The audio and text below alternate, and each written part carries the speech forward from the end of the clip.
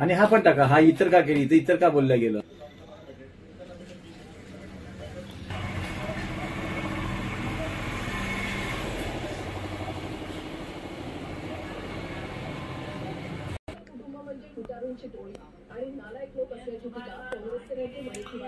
हे घ्या, हे पूर्ण पान आहे.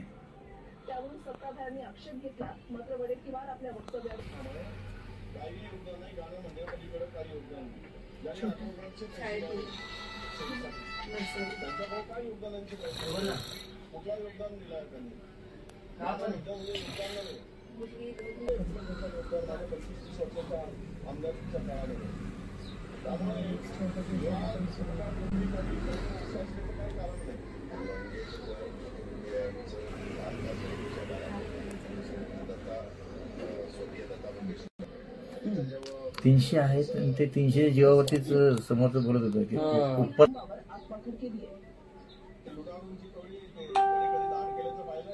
काय केलं देशासाठी? फक्त गाणं गायलं, कोणाला मदत केली नाही आजपर्यंत.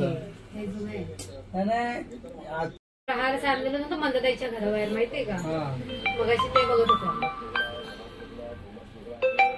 आता का दाखवलं? युट्यूबला लावलेली का? मी पहिले लोकशाही आणि पत्रकारांचं काय नाही ना बोललो. सर, काय सांगाल तुमच्या प्रभागामध्ये लिंगाचा जो प्रकार तुम्ही काढलेला आहे समोर, नेमकं काय आहे? नमस्कार, मी राजेंद्र पुनाजी इंगळे, समाजसेवक. इथे मी गेली 40 वर्षापासून राहतो. 1995 मध्ये ज्यावेळेस पहिलं मतदान झालं त्यावेळेस या ठिकाणी हे जे तृतीयपंथी आहेत हे जवळजवळ 450 इथे होते.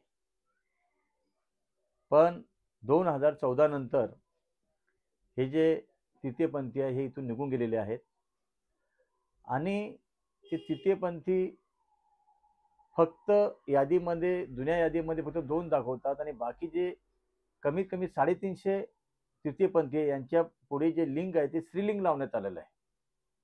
तर या तृतीयपंथीच्या ज्या नाव लावण्यात आलं पाहिजे होतं त्या ठिकाणी स्त्रीलिंग लावण्यात आल्या कारणाने या 14 प्रभागामध्ये मोठ्या प्रमाणात बोगस मतदान होऊ शकतं, कारण हे इथं राहतच नाही आहे.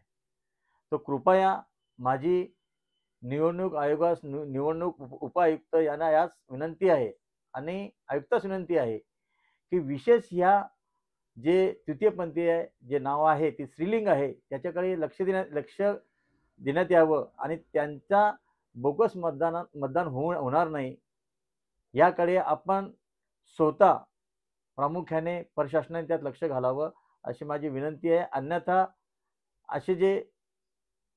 हे जे तृतीयपंथी आहेत हे तृतीयपंथी यांचं एकतर लिंग बदली होणार नाही, ते स्त्रीलिंग असणार आहे किंवा त्या ठिकाणी ती तृतीयपंथी तिथे नाव नसणार आहे. अशा वेळी जे मतदानाला जे लोक येतील तर तिथे मोठी म्हणजे एक भांडण किंवा त्या ठिकाणी एक उद्रेक असा होऊ शकतो. याकरिता माझी नम्र विनंती आहे की शक्य ते ह्या लोकांना पहिले तर गोष्ट जे स्त्रीलिंग करण्यात आलेलं आहे ते तृतीयपंथी करण्यात यावं, अन्यथा मतदानामध्ये काहीतरी गोंधळ होऊ शकतो.